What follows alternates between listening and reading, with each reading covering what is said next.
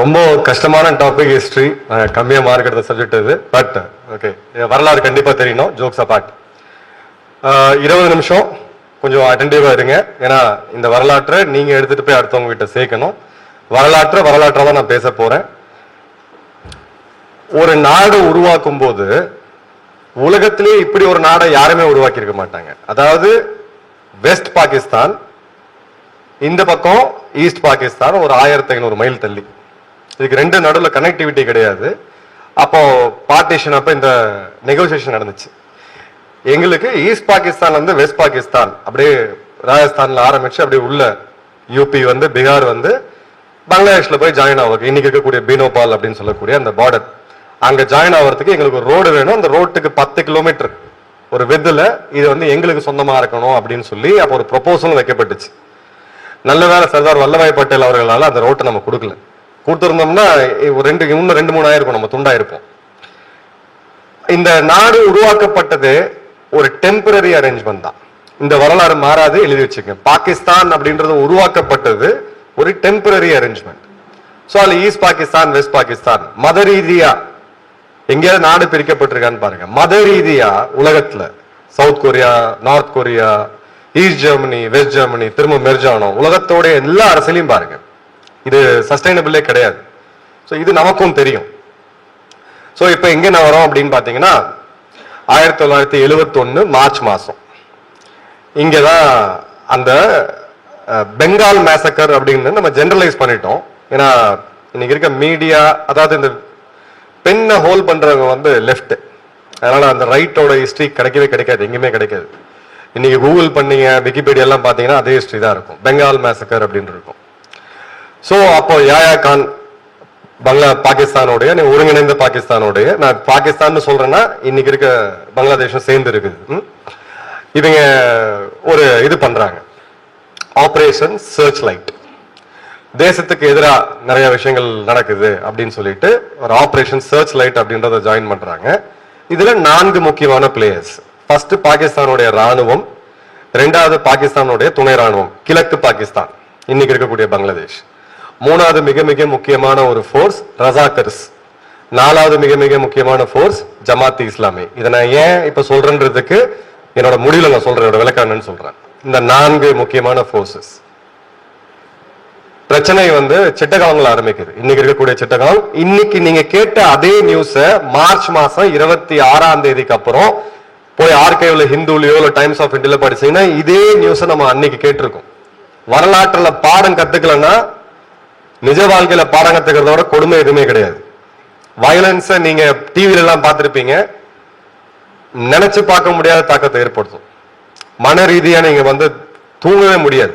ஒரு மனுஷன் ஜடமாதான் வாழ்வான் அதுக்கப்புறம். அப்போ சிட்டகாலங்கள்ல 300 பீகாரை சேர்ந்த மக்கள் வந்து கொல்லப்படுறாங்க.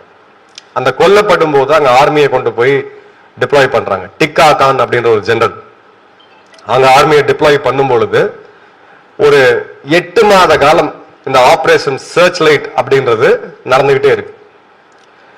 இந்த 8 மாத காலத்துல அபிஷியல் ரெக்கார்ட் ஆஃப் பங்களாதேஷ், இன்னைக்கு இருக்கக்கூடிய பங்களாதேஷோட ஆர்கைவ்ல இன்னைக்குமே இருக்குது. அபிஷியல் ரெக்கார்ட் ஆஃப் பங்களாதேஷ் எவ்வளவு பெங்காலிகள் குறிப்பா இந்துக்கள் கொல்லப்பட்டாங்கன்னு உங்கள யாராவது ஒருத்தர் கெஸ் பண்ண முடியுமா? ஜஸ்ட் ரஃபா 30 lakhs. ஒரு வெஸ்டர்ன் எஸ்டிமேட் 5 லட்சத்துல ஆரம்பிச்சு ஒரு ரஷ்யாவோட அன்னைக்கு இருந்த சோவியத்தோட independent medium plus international human rights, international court of justice எல்லாமே 25 இருந்து 30 லட்சம் பேர் கொல்லப்பட்டாங்க, வெட்டி கொல்லப்பட்டாங்க. It was a massacre. Butchering கேள்விப்பட்டிருக்கீங்களா? கசாப்பு கடை, அதுதான் நடந்துச்சாங்க. 3 லட்சம் பெண்கள், ஒரு பேண்ட்வித். இன்னொரு பக்கம் எடுத்தீங்கன்னா 10 லட்சம். இதுக்கு நடுவுல உண்மை எங்கேயோ இருக்கு, நம்ம யாருக்குமே தெரியாது. நம்ம வாழ்க்கையில உச்சரிக்க முடியாத வார்த்தைகளால, யோசிச்சே பார்க்க முடியாத வார்த்தைகளால அந்த பெண்கள் ரொம்ப மோசமா, அந்த வார்த்தையை நான் சொல்ல மாட்டேன், உச்சரிக்க மாட்டேன், எல்லாருமே இங்க இருக்கவங்க எல்லாருக்குமே இந்த மெச்சூரிட்டி இருக்கும், அந்த அளவுக்கு சீரழிக்கப்பட்டாங்க. இதோட பேர் வந்து ஜெனோசைடு, இனப்படுகொலை. இன்னைக்கு இந்த டேர்ம் எப்படி மாத்தி வச்சிருக்கோம் அப்படின்னா பெங்கால் மேசக்கர். இது ஒரு இனப்படுகொலை. இன்னைக்கு காசாக்கு நம்ம நிக்கிறோம், கண்டிப்பா நிக்கணும். எங்க மக்கள் கொல்லப்பட்டாலும் நம்ம நிக்கணும். அது இந்துக்களா, இஸ்லாமியர்களா, கிறிஸ்தவர்களா, சீக்கியர்களா, விஷயமே கிடையாது. மனித உயிர் தான். அதுக்கு ஒரு மதிப்பு இருக்கு. சோ இந்த இடத்தை நம்ம ஏன் பார்க்கணும் அப்படின்னா, நான் சொன்ன அந்த 4 பிளேயர்ஸ், பாகிஸ்தான் ராணுவத்துக்கு பதிலா இன்னைக்கு பங்களாதேஷோட ராணுவம் இருக்கு. அன்னைக்கு இருந்த பாகிஸ்தான் துணை ராணுவத்துக்கு பதிலா இன்னைக்கு பங்களாதேஷோட துணை ராணுவம் இருக்கு. அதே ரசாக்கர்ஸ் இன்னைக்கு இருக்கிறாங்க. அதே ஜமாத்தி இஸ்லாமி ஒரு தடை செய்யப்பட்ட தீவிரவாத அமைப்பா தடை செய்யப்பட்ட அமைப்பு இன்னைக்கு எல்லாமே ஓபன் ஆகி அங்க இருக்கக்கூடிய அத்தனை பேரும் கன்விக்டட் கிரிமினல்ஸ், இவங்க எல்லாரும் இன்னைக்கு ஓபனா இருக்காங்க. அதே ஜமாத்தி இஸ்லாமி தான் நம்ம பேசக்கூடிய தருணத்துல போலீஸ் கூட அங்க இயங்க முடியாத அளவுக்கு நிலைமை மோசமா இருக்கு. ஒரு பேரலல் கவர்மெண்ட் இவங்க ரன் பண்ணிட்டு இருக்காங்க. சோ அன்னைக்கு எதுவும் நடந்துருச்சு வரலாற்றுல, அன்னைக்கு இருந்த இந்தியா வேற, இன்னைக்கு இருந்த இந்தியா வேற. இதே ஆட்கள் தான் அங்க இருக்கிறாங்க. அன்னைக்கு 8 கோடி பேர் இருந்தோம், இன்னைக்கு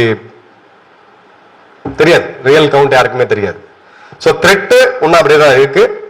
அன்னைக்கு நம்ம இதை விட அதிகமா குரல் கொடுத்தோம். சோசியல் மீடியா இல்லாத காலத்துல நான் இந்த வரும்போது அந்த டைம்ல நம்ம மக்களோட ரியாக்ஷன் எப்படி இருந்துச்சுன்னு பார்த்தேன். இந்திரா காந்தி அவர்கள் பிரதமரா இருந்தாங்க. நம்ம இன்னைக்கு பாக்குறத விட 100 மடங்கு அன்னைக்கு அதிகமா இருந்துச்சு.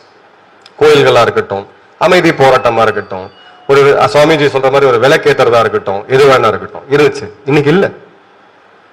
இன்னைக்கு இல்ல. சோசியல் மீடியா இன்னைக்கு நியூஸ் தேடி நீங்க எங்கேயும் மலையத்தல நியூஸ் உங்களை தேடி வாட்ஸ்அப்ல வந்துட்டு இருக்கு. எங்கேயுமே ஒரு அக்கறையோ ஒரு கவலையோ எதுவுமே கிடையாது. we have all become insensitive to death. ஒரு சாலையில ஒரு விபத்து நடந்தா போய் 10 பேர் ஹெல்ப் பண்றதுக்கு கிடையாது, அப்படி கடந்து போயிட்டு இருக்கும். ஏன்னா அது ஒரு நியூஸ், முடிஞ்ச ஒரு செல்ஃபியும் சேர்த்து எடுத்துட்டு போகுது. நீங்க அப்படிதான் நம்ம இருக்கோம். சோ முடிச்சுக்குங்க. இது ஹிஸ்டரி நம்ம பார்த்துட்டு இருக்கோம். ஓகே, இப்ப இது முடிஞ்சிருச்சு. ஆபரேஷன் சர்ச் லைட்டோடைய உச்சகட்டம் ஒரு 60 லட்சம் பேர் இந்தியாவுக்குள்ள அகதிகளா வராங்க. இந்திரா காந்தி அவர்கள் அன்னைக்கு பிரதமராக இருக்கும் போது 30 லட்சம் பேர் இதே வெஸ்ட் பெங்கால்ல, இதே திரிபுரால, இதே மேகாலயால, நம்ம இன்னைக்கு இருக்கக்கூடிய அந்த எல்லை மாநிலங்கள் அசாம் போன்ற இடங்கள்ல அவங்களுக்கு கொடுத்துட்டு இருக்கோம். நமக்கே அன்னைக்கு ஒரு உணவு தட்டுப்பாடு இருந்துச்சு. என்ன பண்ணலாம் அப்படின்னு போகும் பொழுது இதுக்கு மேல பொறுத்தா வேலைக்கு ஆகாது, நாமும் இவங்களுடைய ஃப்ரீடம்க்கு சப்போர்ட் பண்ணணும் அப்படின்னு சொன்னாங்க. சோ பெங்காலி வார்த்தை தான் முக்தி பாகினி, ஃப்ரீடம் ஃபைட்டர்ஸ். அந்த படைகளுக்கு அவங்க வாலண்டியர்ஸ் பாகிஸ்தான், அதாவது பங்களாதேஷ்ல இன்னைக்கு இருக்க பங்களாதேஷ், அன்னைக்கு இருந்த கிழக்கு பாகிஸ்தான் ராணுவத்துல இருந்து ஒரு 12,000 பேர் டெஃபெக்ட் ஆகி வெளில வராங்க. துணை ராணுவத்துல இருந்து ஒரு 18,000 பேர் வெளியில வராங்க. முன்னாள் ராணுவ வீரர்கள், வாலண்டியர்ஸ், மாணவர்கள், பெண்கள், பெற்றோர்கள், வயதானவர்கள் எல்லாருமே வராங்க. அதுதான் ஒரு முக்தி வாகினின்றது. அவங்களுடைய ட்ரெஸ் அன்னைக்கு சாதாரணமா பாத்தீங்கன்னா ஒரு லுங்கி, ஒரு பனியன், அவ்வளவுதான். அவங்களுக்கு நம்ம ராணுவ பயிற்சி கொடுக்கிறோம். இந்த ரசாக்கர்ஸ் எதிர்த்து அவங்க ஃபைட் பண்றாங்க, ஜமாத் இஸ்லாமி எதிர்த்து அவங்க ஃபைட் பண்றாங்க, பாகிஸ்தானுடைய ராணுவம், கிழக்கு பாகிஸ்தான் ராணுவத்தை எதிர்த்து ஃபைட் பண்றாங்க. இந்த பக்கம் துப்பாக்கி ஆயுதங்களை வைத்து ஒரு ப்ரொஃபஷனல் ராணுவம், ஒரு மூர்க்கத்தனமான படை மிருகங்கள். இந்த பக்கம் பாத்தீங்கன்னா பெண்கள், குழந்தைகள், முன்னாள் ராணுவத்தினர். இது ஏன் சொல்றேன் அப்படின்னா, எனக்கு வயசாயிருச்சு, 60 வயசாயிருச்சு, ரிட்டையர்மெண்ட். இது பாஸ், உங்க சர்வைவல் வந்துச்சுன்னா யூ ஹேவ் டு ஃபைட். உங்க சர்வைவல் வந்துச்சுன்னா நீங்க பாத்திருப்பீங்க. இப்ப கூட சமீபம் ஒரு வீடியோ வைரல் ஆச்சு. நார்த்ல ஒரு பெண்மணி, தனி பெண்மணி, அவங்களுக்கு ஒரு 60 வயசு இருக்கும். 3 திருடர்கள் உள்ள வராங்க, தாக்கு பூச்சி நின்று அடிச்சு ஓட விட்டாங்க. சர்வைவல் பத்தி நம்ம பேசிக்கிட்டு இருக்கோம். அந்த சர்வைவல் போர்ஸ் தான் முக்தி பாகினி. அப்போ அமெரிக்காவுடைய முழு ஆதரவு பாகிஸ்தானுக்கு இருக்கு. இப்ப இந்த பக்கம் வெஸ்ட்ல பாகிஸ்தான் என்ன பண்றாங்கன்னா, இந்தியா ஒரு போருக்கு தயாராகுது, நாம ஒரு ப்ரீஎம்டிவ் ஸ்ட்ரைக் ஒண்ணு பண்ணுவோம். ஏன்னா அப்பதான் இந்த மாதிரியான ஒரு சாதனையை இஸ்ரேல் பண்ணியிருந்தாங்க. அந்த ஈஜிப்டுடைய ராணுவத்துடைய விமானப்படையை முற்றிலும் அளித்தாங்க. சோ பாகிஸ்தான் என்ன பண்ணாங்கன்னா, ஆபரேஷன் செஞ்சிஸ் கான் அப்படின்னு சொல்லி ஒரு ஆபரேஷன் லான்ச் பண்ணாங்க. அவங்களுடைய ராவல்பிண்டி, லாகூர் போன்ற மிக முக்கியமான ஏர்போர்ட்ல இருந்து ஒரே நேரத்துல இந்தியாவுடைய 8 ஏர்பேஸ், பட்டான்கோட், அம்ரிஸ்டர், சண்டிகர், ஜோத்பூர், ஜெய்ப்பூர், ஜெய்சல்மர், இன்னொரு இடத்துல மிஸ் பண்றேன், இந்த 8 ஏர்போர்ட் விமான படை தளத்து மேலையும் ஒரே நேரத்தில் தாக்குதல் நடத்துறாங்க. இந்தியாவுடைய வெஸ்டர்ன் ஃப்ரண்ட்ல ஏர்போர்ஸ் கம்ப்ளீட்டா கொலாப்ஸ் பண்ணணும் அப்படின்னு சொல்லிட்டு. நம்ம கிட்ட இருந்த விமானங்கள் அன்னைக்கு அட்வான்ஸ் விமானங்கள் கிடையாது, பிரிட்டிஷ் கொடுத்துட்டு போன அந்த காலத்து விமானங்கள் தான் இருந்துச்சு. சோ இன்னைக்கு திரு ராஜ்நாத் சிங் அவர்கள், நம்ம பாதுகாப்புத்துறை அமைச்சர், நேத்து ரஷ்யால பேசும்போது ஒரு வார்த்தையை சொன்னாரு. எக்ஸ்டர்னலா எங்களுக்கு 1000 பிரஷர் வந்துட்டு இருக்கு, பப்ளிக்கா 1000 பிரஷர் வந்துட்டு இருக்கு, பிரைவேட்டா எங்களுக்கு 1000 பிரஷர் வருது. ஆனாலும் ரஷ்யா எங்களுடைய நண்பன் அப்படின்ற நிலைப்பாடுல இருக்கிறோம். ஏன்னா இதுக்கு ஒரு வரலாறு இருக்கு. அன்னைக்கு இதை விட அட்வான்ஸ்ட் ஏர்கிராப்ட்ஸ் நாங்க கொடுக்குறோம்னு வந்ததுதான் இந்தியாவுடைய ஃபேமஸ் MiG-21. போர் ஆரம்பிச்சது இந்திரா காந்தி அவர்கள் அன்னைக்கு தொலைக்காட்சியில ரேடியோல அறிவிச்சாங்க, the nation is at war, Pakistan இந்த போரை துவக்கிட்டாங்க அப்படின்னு சொல்லிட்டு. 3ஆம் தேதி டிசம்பர் 1971 யுத்தம் 2 பக்கமுமே வெடிக்குது. நம்மளுடைய வெஸ்டர்ன் ஃப்ரண்ட், நம்மளுடைய ஈஸ்டர்ன் ஃப்ரண்ட். இந்த டைம்ல ராணுவ தளபதியா இருந்தது ஃபீல்ட் மார்ஷல் சாம் மானெக்ஷா.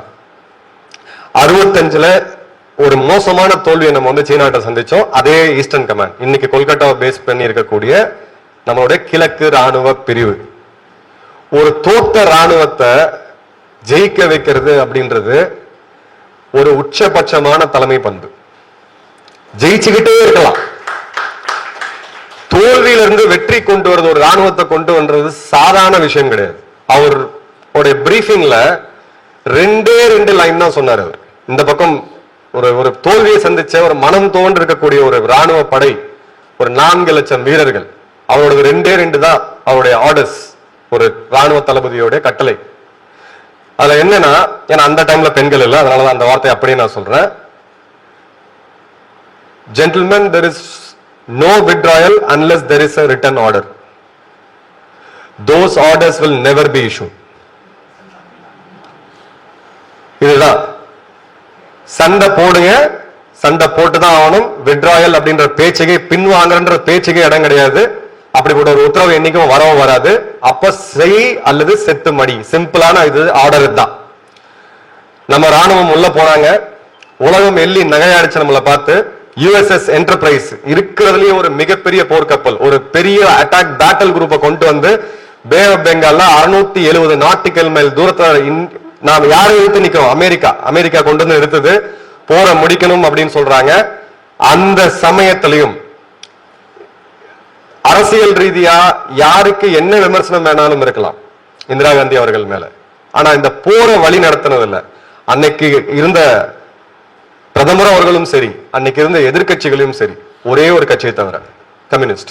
அதை ஒண்ணு மட்டும் பாத்தீங்கன்னா, மொத்த தேசமும் ஒரே நேர்கோட்டுல காஷ்மீர் டு கன்னியாகுமரி, ரான் ஆஃப் கட்சில ஆரம்பிச்சு அருணாச்சல் பிரதேஷ் வரைக்கும் தேசம் ஒன்னா நின்னுச்சு. ஆளுங்கட்சி எதிர்கட்சி எல்லாருமே இந்த போருக்கு நாங்க வருவோம்ட்டு. அன்னைக்கு நம்ம கிட்ட பணம் கிடையாது, எல்லாரும் தங்கத்தை கொண்டு வந்து கொடுக்குறோம்னு சொன்னாங்க. டிசம்பர் ஒரு 13 நாள்ல இவ்வளவு பெரிய ராணுவத்தை முற்றிலும் இதுக்கு மேல நீங்க சண்டையை போட முடியாது அப்படின்ற போது இந்த பக்கம் சரண்டருக்கு பேசணும். அப்ப நாங்க இல்ல நாங்க ஐநா சபையோடைய வழிகாட்டுதன் படிதான் நாங்க சரண்டர் ஆவோம், அவங்க முன்னாடி தான் நாங்க சரண்டர் ஆவோம் அப்படின்ட்டு. அப்பவும் திரும்ப சாம் மானெக்ஷா ஒரே ஒரு வார்த்தை தான் சொன்னாரு, நீங்க நாங்க 4 பக்கமும் உங்களை சுத்தி நிக்கிறோம், சரண்டர் எப்படி ஆகணும்னு முடிவு பண்றது நாங்க தான், நீங்க கிடையாது. சரண்டர் ஆகாட்டி உங்களுடைய 1 லட்சம் துருப்புகள் கொல்லப்படுவீங்க, உங்களுக்கு வார்னிங் கொடுக்குறோம். 6 மணி நேரம். அதை பத்தி ஒரு திரைப்படம் கூட வந்திருக்கு, ஹிந்தியில பாருங்க, அந்த லாஸ்ட் மினிட்ல என்ன நடந்துச்சு அப்படின்னு சொல்லிட்டு. ஜெனரல் ஜேக்கப் அவர் தான் போய் அந்த சரண்டர் எடுத்தார். ஜெனரல் அரோரா சாரி, அதை பேச்சுவார்த்தை நடத்தினது ஜேக்கப் சார் அவர்கள். அந்த சரண்டர் அப்போ 93,000 வீரர்கள், உலகத்தோடைய கடந்த 300 வருட வரலாறு இல்ல, இருக்கிறதுலயே ஷார்ட்டா நடந்த யுத்தம் 2 வாரம் தான். இன்னைக்கு ரஷ்யா உலகத்தோட 2வது மிகப்பெரிய வல்லரசு, ராணுவ ரீதியா என்ன நடந்துட்டு இருக்கு உக்ரைன்ல, இந்த 3வது வருஷம் வரப்போகுது. இந்த பக்கம் இஸ்ரேல் எடுங்க, அவங்களுக்கு இல்லாத சப்போர்ட்டே கிடையாது. என்ன நடக்குது? முடிக்க முடியல. 13 நாட்கள்ல கிட்டத்தட்ட ஒரு 2 வாரத்துக்குள்ள ஒரு 93,000 வீரர்கள் சரண்டர் ஆகி, அதுல ஒரு தோத்த ராணுவம் ஜெயிச்சதுன்னு சொன்னோம் பாத்தீங்களா, அதுல சில அந்த வெற்றிக்கு உண்டான சில திமிர் இருக்கும், ராணுவ வீரனுக்கே ஒரு திமிர் இருக்கும். அப்ப நம்ம என்ன பண்ணோம் அப்படின்னா, ஒரு உண்மை சம்பவத்தை சொல்றேன். கர்னல் கிருஷ்ணசுவாமி வீர் சக்கரா, அந்த வார்ல சண்டை போட்ட ஒரு மிகப்பெரிய மகான், இதே சென்னையில தான் இருக்கிறாரு. அவர் எங்கிட்ட பர்சனலா சொன்னது, பாகிஸ்தான் வீரர்கள் இறந்து கிடக்குறாங்க ஒரு 20 பேரு. அவர் ஒரு யங் கேப்டன், சென்னையை சேர்ந்த ஒரு அதிகாரி. அவர் வந்து அவங்க வீரர்களை கூப்பிடுறாரு, மிச்சம் இருக்கக்கூடிய வீரர்களை கூப்பிடுறாரு, கொஞ்சம் வந்து தோண்டுங்க, தோண்டி இவங்க எல்லாம் அடக்கம் பண்ணணும் அப்படின்னு சொல்லிட்டு. அவங்க வீரர்கள் வந்து பின் வாங்கி ஓடிட்டாங்க, ஏன்னா நாங்க ஏதாவது சுற்றுவோம், எல்லா ஏதாவது பண்ணிடுவாங்க அப்படின்ட்டு. இந்திய ராணுவ வீரர்கள் சேர்ந்து அந்த 30 வீரர்களுக்கு உண்டான நல்லடக்கத்தை செஞ்சு அவங்க மத ரீதியா யார் இருக்காங்கன்னு பார்க்கும்போது அவங்களுடைய ஒரு ஜேசிஓ ஜூனியர் கமிஷன் ஆஃபீஸர் இருக்காரு, அவரை கூப்பிட்டு இந்த இடத்துல உங்களுக்கு அந்த மத ரீதியா என்னென்னலாம் உங்களுக்கு சடங்குகள் செய்யணுமோ நீங்க செய்யுங்க, இந்த இடத்துல அவங்கள புதைச்சிட்டு போனா எடுத்துட்டு போக முடியாது, அங்க இருந்து யாரும் கிளைம் பண்றதுக்குலாம் யாருமே வரல, ஏன்னா அந்த போர் அவ்வளவு வேகமா போயிட்டு இருக்கு. அப்ப அந்த ஜேசிஓ கர்னல் கிருஷ்ணசாமி அவர்கள்ட்ட சொன்ன ஒரே ஒரு வார்த்தை என்னன்னா, உங்க நாட்டை போன்ற அதிகாரிகளும் உங்களுடைய நாட்டை போன்ற வீரர்களும் எங்க நாட்டுல இருந்திருந்தாங்கன்னா இந்த போரை நாங்க ஜெயிச்சிருப்போம். ஏன்னா இன்னைக்கு இருக்க ஜெனரேஷன் என்னன்னா ஸ்பெக்ஷீட் பா பாகிஸ்தான் பாருங்கப்பா இங்க இருக்காங்க, சைனாட்டான் நான் 8000 போர் விமானங்கள் இருக்கு, நம்ம கிட்ட எல்லாம் பழசதான் பட்டறை தான் வச்சுக்கிட்டு இருக்கோம். ஆயுதங்கள் போரை தீர்மானிக்கக்கூடிய சக்தி ஆயுதங்களுக்கு உண்டு, தொழில்நுட்பத்துக்கு உண்டு, எல்லாமே இன்னைக்கு இருக்கு, ட்ரோன்ஸ் இன்னைக்கு எல்லாமே இருக்கு. வீரனின் மன உறுதி, the will to fight, அதை மீறின சக்தி உலகத்திலேயே எதுவுமே கிடையாது. ஆயுதங்கள் வைத்து கம்பேர் பண்ணி நம்ம ஜெயித்திருக்கணும், நம்ம கண்டிப்பா தோத்திருக்கணும். சோ அந்த போர் முடிவுக்கு வரும்பொழுது 93,000 வீரர்கள் நான் உங்களுக்கு சொன்ன பாத்தீங்களா, சில இடத்துல திமிரர் காமிக்கணும் அப்படின்னு சொல்லிட்டு. சோ அந்த வீரர்கள் சரண்டர் ஆகும்போது அவங்க தொப்பி எடுப்பாங்க, இப்ப ரேங்க் இருக்கு, மேஜர்னு ஒரு அசோகா எம்பளம் இருக்கு, அந்த மாதிரி பாகிஸ்தானுக்கு இருக்கு, அந்த ரேங்கை கழட்டி கீழே வைப்பாங்க, பெல்ட்டை கட்டி கீழே வைப்பாங்க. அதுக்கு மேல ஒரு சரண்டர்ல ஒரு முக்கியமானது இருக்கு, பேண்டிங் கழட்ட சொல்றது, அதையும் நம்ம பண்ணோம். சோ இவங்க எல்லாரும் மொத்த பேரையும் ஒரு சிம்பாலிக் அந்த போட்டோ இருக்கு, நீங்க கூகுள்ல பாத்தீங்கன்னா தெரியும். பாகிஸ்தான் ராணுவம் பேண்ட கழட்டி சொன்னது, கஸ்வா இதெல்லாம் காணாம போயிருச்சு. நம்ம கொடுத்த விலை 3800க்கும் அதிகமான வீரர்கள். இந்த நாட்டோடைய சுதந்திரத்துக்கு பங்களாதேஷ் அப்படின்ற ஒரு அழகான ஜனநாயக நாடு உயிர் பெறறதுக்கு நம்ம பண்ண தியாகம் 3800க்கும் அதிகமான வீரர்கள். 11,000 பேருக்கு மேல கைகால் இழந்து இன்னைக்கும் இருக்கிறாங்க. வயதான காலத்துல நிறைய பேர் வந்து இறந்துட்டாங்க, அந்த வார்ல இருந்தவங்க நிறைய பேர் இன்னைக்கு இல்ல, இறந்துட்டாங்க. லட்சக்கணக்கான மக்களை நம்ம தியாகம் பண்ணிருக்கோம், இந்துக்கள் குறிப்பா. அவ்வளவு மேசக்கர், இது மேசக்கர் கிடையாது, இது ஜீனோசைட். நெக்ஸ்ட் டைம் எங்கேயாவது கம்யூனிகேட் பண்ணும்போது உங்க வார்த்தைகள்ல ரொம்ப தெளிவா இருங்க. இது வந்து இனப்படுகொலை, இது ஜெனோசைட். இலங்கையில் நடந்த சண்டை கிடையாது, சண்டை எல்டிடிக்கும் இலங்கை ராணுவத்துக்கு தான். அதன் பிறகு நடந்தது இனப்படுகொலை. இதெல்லாம் வரலாற்றால நம்ம மாத்தி பேச முடியாது. இன்னைக்கு அதே மாதிரியான ஒரு சூழ்நிலையில இருக்கு, அந்த சூழ்நிலையில அன்னைக்கு இருந்த ஒரு கவலையோ ஒரு அக்கறையோ இன்னைக்கு இல்லாம இருக்கு. உக்ரைன் வார் நடக்குது, அப்ப அந்த பேஸ்புக்ல பாத்தீங்கன்னா ஒரு ஃபேமஸ் அந்த உக்ரைன் கொடியை போட்டு ஐ ஸ்டாண்ட் வித் உக்ரைன். நான் அந்த கல்லூரி பேர் எடுக்க மாட்டேன், ஒரு டிபேட் காம்படிஷனுக்காக போயிருந்தேன். அந்த மொத்த கல்லூரியுமே ஏன்னா வெஸ்டர்ன் மீடியா இன்ஃபுளுன்ஸ்ட், ரஷ்யா ஒரு அவங்க அந்த மாடல்ஸ் எல்லாம் பண்ணி வச்சிருந்தாங்க, நல்ல குழந்தைங்க, உமன் காலேஜ். அப்ப வந்து பாத்தீங்கன்னா புத்தின் ஒரு ஹிட்லர் மாதிரி எல்லாம் காமிச்சு வித அக்ரெசர் அப்படின்னு சொல்லி ஒரு பெரிய ஒரு இது ஒன்று பண்ணியிருந்தாங்க. அந்த மொத்த அரங்கத்துல பேசினவங்க எல்லாருமே உக்ரைனுக்காக பேசிட்டு இருந்தாங்க. நான் டிபேட்டை ஓபன் பண்ணேன், 1-on-1 பேசலாம் வாங்கன்ட்டு. ரஷ்யா மற்றும் உக்ரைன் இந்த இரு நாடுகள்ல ரஷ்யா நமக்கு என்ன செஞ்சிருக்கு, உக்ரைன் நமக்கு என்ன செஞ்சிருக்கு அப்படின்ட்டு பேசும்போது, இல்ல என்னதான் இருந்தாலும் இது ஒரு நாடு இன்னொரு நாடு மேல படையெடுத்து போகக்கூடாது தானே, கண்டிப்பா போகக்கூடாது, அப்பாவிகள் கொல்லப்படக்கூடாது, மனித உயிர்கள் விளையாட்டுறது. இன்னைக்கு அதே இது நடக்கும்போது எத்தனை பேர் போடுறோம் I stand with Hindus, I stand with Bangladesh. இந்துக்கள் மத்தியில் கிறிஸ்தவர்களும் கொல்லப்பட்டு தான் இருக்காங்க, சீக்கியர்களும் கொல்லப்பட்டு தான் இருக்காங்க, ஜைனர்களும் கொல்லப்பட்டு இருக்காங்க. இஸ்கான் நிலைமை இன்னைக்கு நம்ம பார்த்தோம். இதே பிளக்ஸ்ல இதே இஸ்கான், இதே சின்மயா மிஷன், இதே ஒரு 2 மாசம் முன்னாடி நடந்த பெருவெள்ளத்துல கொண்டு போய் உணவை பரிமாறினது இவங்க தான். ஏன்னா அந்த அன்னைக்கு இருந்த அந்த எனிமீஸ், இவங்களுடைய அந்த ரசாக்கர்ஸ் இன்னைக்கு இருக்கிறாங்க, ஜமாத் இஸ்லாமி இன்னைக்கு அவங்க இருக்காங்க, தடை செய்யப்பட்ட ஒரு அமைப்பு. சோ இந்த இத நம்ம வந்து குரல் கூட நம்மளால கொடுக்க முடியாது, நம்மளால வந்து எதுவுமே பண்ண முடியாது அப்படின்னா, சுயநலத்துக்கு எக்ஸ்பைரி டேட் உண்டு, தன்னலத்துக்கு எக்ஸ்பைரி டேட் உண்டு, பொது நலத்துக்கு எக்ஸ்பைரி டேட் கிடையாது. தயவு செய்து எல்லாரும் முழிச்சுக்குங்க, சுயநலமா இருக்காதீங்க. எங்கேயோ நடக்குது, ஏதோ ஆகுது, நம்ம என்ன பண்ணணும், நீங்க எல்லாரும் போய் சண்டை போடுங்க, வன்முறையில இருங்கன்னு யாருமே பேசவே இல்லை. அதுக்காக ஏஞ்சி நில்லுங்க. உங்க ஸ்பியர் ஆஃப் இன்ஃபுளுன்ஸ்னு ஒண்ணு இருக்கு, நீங்க உங்க ஃபேமிலி உங்களுடைய ஃப்ரெண்ட்ஸ், இது கருத்து பரிமாறுங்க. இதுக்கு எதிர்கருத்து பேசவும் இருக்கலாம், ஜனநாயக நாடு, எல்லாருக்கும் இந்த ஒரே கருத்துல இருக்கணும்னு அவசியம் கிடையாது. இந்துக்களுக்கு வேற கருத்து இருக்கலாம், தப்பே கிடையாது. இது பேசுங்க, எடுத்து பேசுங்க, விவாதமாக்குங்க. நிறைய இதை பத்தி பேசுங்க. இப்ப சுவாமிஜி சொல்லிட்டு இருந்தாரு, திரிபுராக்கு நமக்கு ஒரு கடற்கரை இருந்திருக்கணும், நமக்கு ஒரு போர்ட் இருந்திருக்கணும். 71 நம்ம வாங்காம விட்டோம். அன்னைக்கு நினைச்சிருந்தா நம்ம காஷ்மீரையும் வாங்கிருக்கலாம், என்ன வேணா வாங்கிருக்கலாம். ஆனா அன்னைக்கு இருந்த ஜியோ பொலிட்டிக்கல் சினாரியோ வேற. எவ்வளவு ரிஸ்க் எடுக்கலாம் அப்படின்ற ஒரு பாயிண்ட்ல நம்ம ஒரு இடத்துல வந்து நிறுத்துறோம். ஷிம்லா அக்ரிமெண்ட் நடக்குது. ஒரு 900 கிலோமீட்டர் நினைக்கிறேன் ரஃபா காஷ்மீரோட பகுதியை நம்ம எடுத்து விட்டோம். லாகூர் வரைக்கும் நம்ம ராணுவம் போச்சு. வேண்டாம் அப்படின்ட்டு விட்டு வந்தோம். ஏன்னா வந்து என்னைக்கு வேணுமோ எடுக்கலாம் திரும்ப. இப்போ இருக்கக்கூடிய நிகழ்வுக்கு நம்மளால பண்ண முடிஞ்சது வாய்ஸ் பண்ணணும். கண்டிப்பா இதை பத்தி ஓப்பனா பேசுங்க. இது போராட்டம்னு அழைக்கிறாங்களா, போங்க. ஒரு நாள் உங்களுக்கு காலையில போய் சாயங்காலம் அரெஸ்ட் ஆகி இருக்கணுமா, இருங்க. இதெல்லாம் லைஃபோட எக்ஸ்பீரியன்ஸ். ஐயோ நான் வந்து என்னோட ஃபேமிலி என்னோட நான் இது மட்டும் தான் இருப்பேன், இப்படிதான் இருப்பேன் அப்படின்னீங்கன்னா இதே மாதிரிதான் அவங்களும் இருந்தாங்க. இதேதான் வரலாறு சொல்லிட்டு இருக்கு. வரலாறு இவ்வளவும் கத்துக் கொடுத்து 71 ஒரு பாடம் கத்துக்கிட்டு 50 வருஷம் கழிச்சு திரும்ப அதே பாடத்தை நம்ம திரும்பவும் நம்மளுடைய மக்கள் ரத்தத்தை கொடுத்து தான் கத்துக்கணும் அப்படின்றது லாஜிக்கா கிடையாது. ராணுவ ரீதியா நிறைய பேர் எங்கிட்ட இந்த வீடியோ நேற்று போட்ட வீடியோல ஒரு நிறைய பேர் கேட்டிருந்தாங்க, அரசா என்ன பண்ணிட்டு இருக்கு, இந்திய ராணுவம் என்ன பண்ணிட்டு இருக்கு, போய் இறங்க வேண்டியதானே அப்படின்னு சொல்லிட்டு. 19ஆம் தேதி பிப்ரவரி 2009 இது ஒரு உண்மை சம்பவம். BDR அப்படின்னு சொல்லி பங்களாதேஷ் ரைபிள்ஸ் அப்படின்னு சொல்லி ஒரு படைப்பிரிவு. அந்த பங்களாதேஷ் ரைபிள்ஸ்ல அதிகமா இருக்கிறது அவங்க ஷேக் ஹசீனாக்கு முன்னாடி பேகம் கலிதா ஜியா அவர்கள் பிரதமராக இருக்கும் பொழுது ஒரு கணிசமான அளவு இந்த ரசாக்கர்ஸ் இந்த ஜமாத்தீஸ் எல்லாம் போய் அங்க சேர்ந்தாங்க.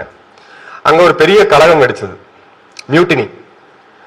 ஒரு காவல்துறையிலயோ இல்ல ராணுவத்திலயோ மியூட்டினின்றது ரொம்ப ரொம்ப சீரியஸான விஷயம். ஏன்னா ஆயுதங்களை ஏந்தி இருக்கக்கூடிய வீரர்கள் அவங்க எல்லாமே. சோ அந்த கலகம் வெடிக்குது. ஒரு 20க்கும் அதிகமான ராணுவ உயர் அதிகாரிகள் கொல்லப்படுறாங்க.